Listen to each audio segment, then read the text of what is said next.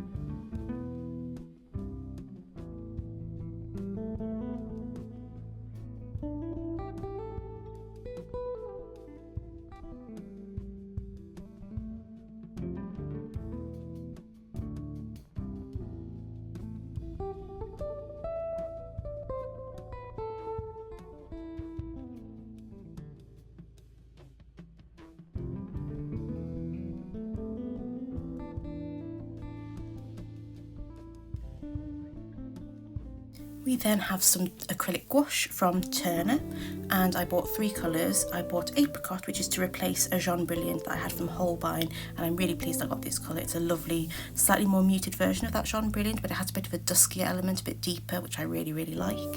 I then picked up Mustard, which is again that lovely murky sort of swampy green colour, which will be perfect for the things I'm really enjoying painting with at the minute. And then I also picked up Greyish Purple, because I love the greyish range that I've tried so far, and I think the Greyish Purple will be a great way to add like a coolness to it, but with a slight hue. And I can't wait to use that within elements like landscapes, portraiture and so on.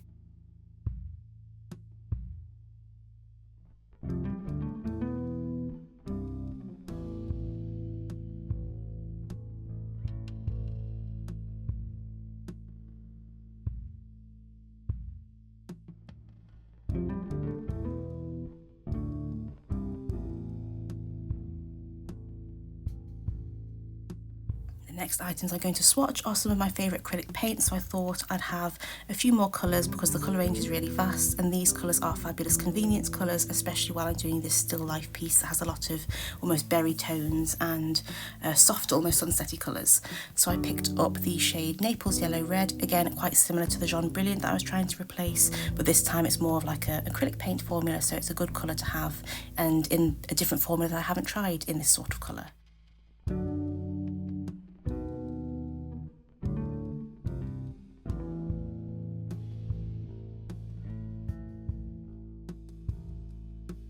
I then have Caput Mortem Violet, which is a lovely, almost Perilyn Maroon sort of shade, but it has a slight more sort of magenta hue to it. This shade in particular has quite a versatile opacity, so you can see you can sheer it out, and it has a little bit more transparency, but then when you layer over the top of it, it does gain a really nice opacity. A really buildable shade, and I'm excited to use this for many different purposes, from florals to portraits.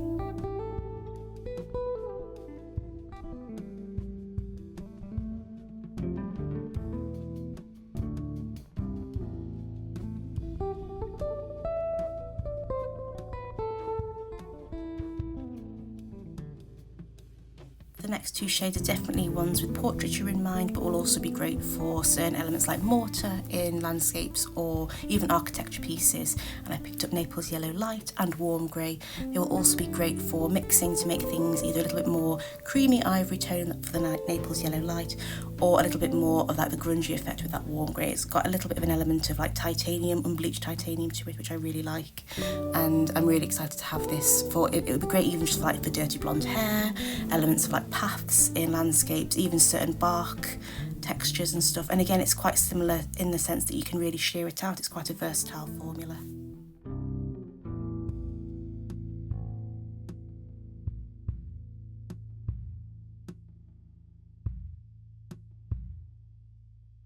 The next items I'm going to be swatching are my uni Poscas. These are all in the 1M, so they're slightly finer in the bullet, but they are also still, they're not quite, say, like a fine liner like the 1M are.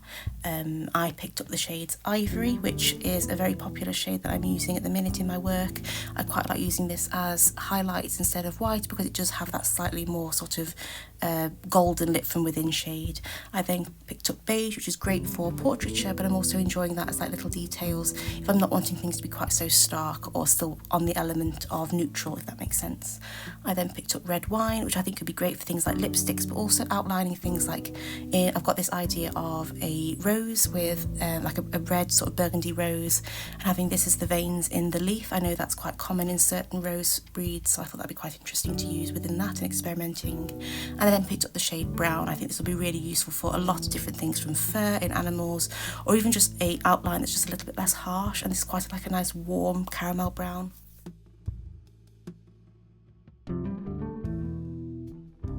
The next items I'm going to be swatching are from Tombow, and they are the ABT water-based markers. They're like marker pens with a brush tip and a fine tip, and I really enjoy using these for many different reasons, from journaling to sketchbooking and whatnot. So I picked up the shade Orange, which is like a mandarin pumpkin sort of shade. It's really soft, and you can also mix these with water and get like a watercolour effect. I didn't do these for the swatches, but they are really nice to do that. I do tend to use these more though as their colour from the nib. I then picked up the shade Wine Red, which is more of a burgundy maroon sort of shade, and I want to do this similarly with the red wine that we got from the uni Posca, but this is more of a transparent water-based formula that I can have a bit more of a wash with it. I then picked up Holly Green, which I've not got many neutral greens. I've got some dark greens and some light greens in this formula, so I thought this would be great to have as almost like a paler sort of colour that I can mix with other things. And I really like the tone of this. It's kind of sagey, a little bit more of that eucalyptus sort of colour, which I really like. The next shade is Baby Yellow, which is like a soft primrose, almost citrusy toned colour, and it'd be great for a non-competitive background if you have like warmer tones, or it could also contrast nicely if there's things like blues and stuff. It's a really sweet colour. I then have Chocolate, which is almost like a deeper sepia sort of colour. It does have a sort of khaki undertone to it, which I think would be great, very versatile for the sort of browns that you'd want as a wash. It would also be greater as a softer outline colour instead of black, which I like doing. And then the final shade is Mauve, which is a really soft, more neutral pink, kind of got a dusty rose sort of colour to it. And it'll be a really nice sort of gentle colour for florals, and you can wash it out and make it really soft with baby pinks as well. I definitely had this on my list for a while.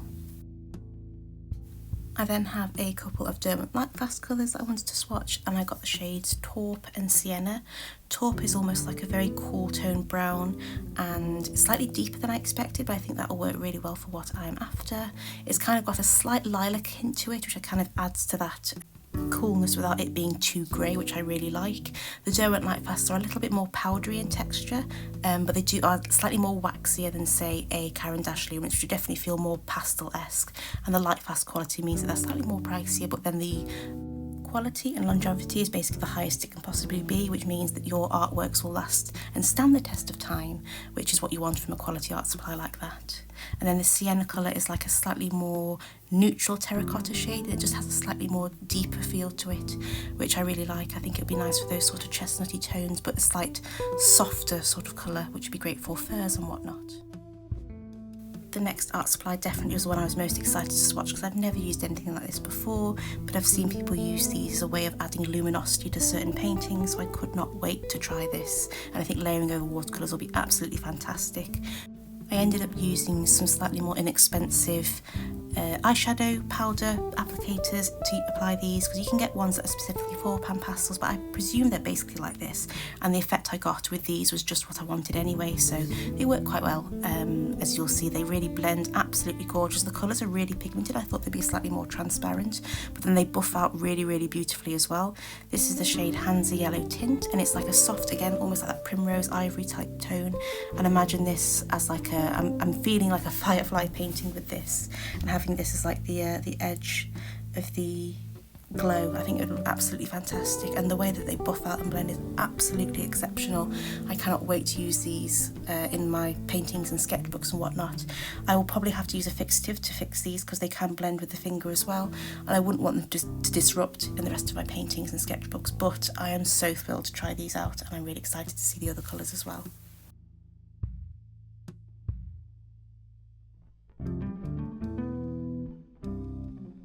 The next shade I used was Phthalo Blue Tint, and I think this will be fantastic for adding like a bit of a coolness, almost like a foggy mist. I think it would look absolutely gorgeous with this, and it's slightly more on that turquoisey tint than say an ultramarine blue, which I think would be a little bit more on the cool or slightly violet tint, but I'm really excited to use this. I can't wait to have this as kind of to set things back in a landscape, so you can really get that distance and perspective. I think it would look lovely, and again, the way that this blended out was absolutely gorgeous. They are so pigmented, and I just feel like all the options with these supplies are endless, and I cannot wait to try these out in my sketchbook, more experimental pieces. I get used to the medium, and then also in more original paintings as well, once I feel like I've used them a bit, become a bit more familiar with.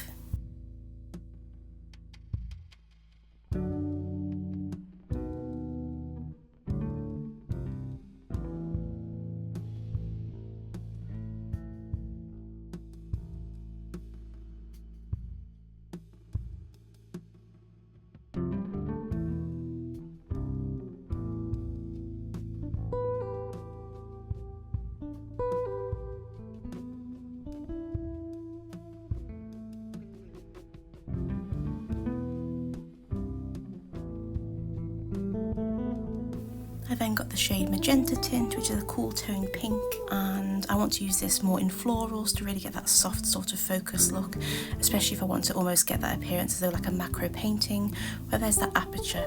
I think that would look really wonderful to make things look really blown out and luminous again.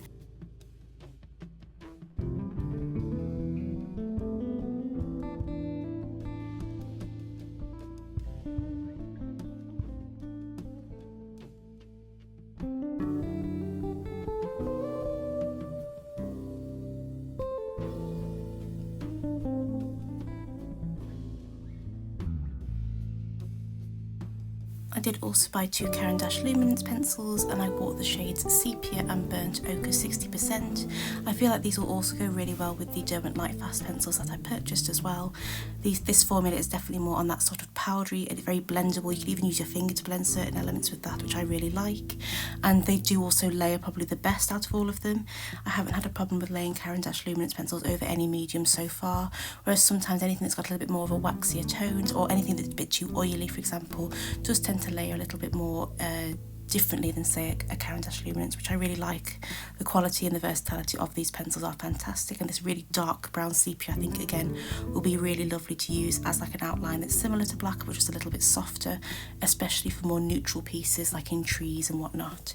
And then Burnt Ochre 60% is that really soft, more terracotta shade than say that Sienna from Derwent Lightfast. Definitely has a bit more of a warmer undertone, it's a bit more peachy as well, and just a hair paler, which I think would work really well again with that Sienna shade or on its own.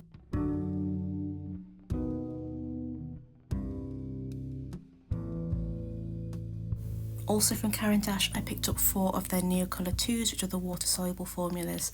I did want to get the Payne's Grey in this formula because I have the one in the non-water-soluble variety, and I loved it so much, but I do want it just a little bit creamier and to have that versatility of being able to have it blend with water a bit softer as well. So this is the Payne's Grey. It's like a dark blue-toned navy, almost black, which I really like, and I think it would be very great to have, especially in landscapes, just a bit more of a different texture as well.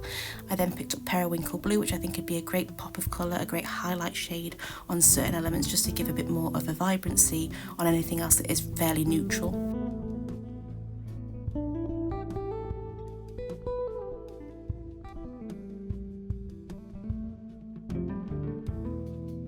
I then picked up a golden ochre, which is again another colour that I have in the non-water soluble variety, and I would like it just a bit creamier and to have that option where it can also work similar to a watercolour as well. And finally, I don't have a lot of warm neutrals, so I picked up English red, which is a really soft rustier colour. It's just a little bit more say red than say the saffron colour that I already have, and I can't wait to use this.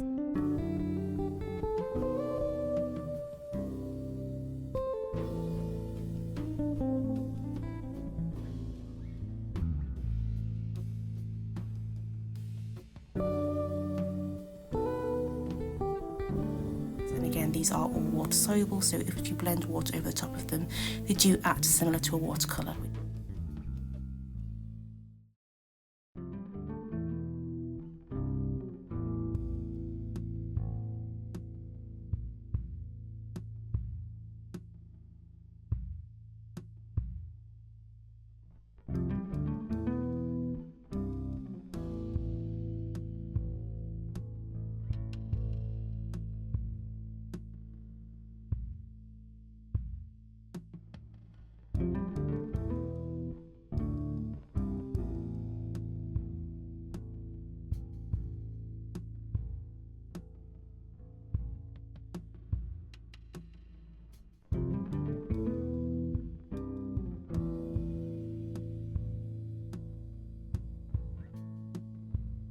The final item I'm going to be discussing is the Sennelier oil pastels that I picked up, and I picked up 4 shades. I'm really enjoying using these with canvases and just again to add a bit more of a different texture.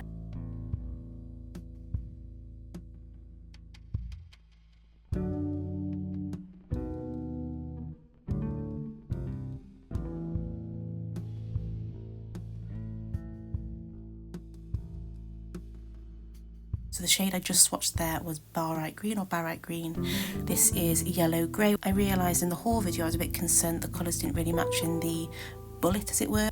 I did get a bit worried that it might have been a bit too subtle than what I wanted, but then as I've been blending it with my finger, you really do get that undertone that I was looking for. I then bought Violet Ochre, which is supposed to be a little bit more warmer than say the Violet Grey and a little bit more purple than say the Mummy shade.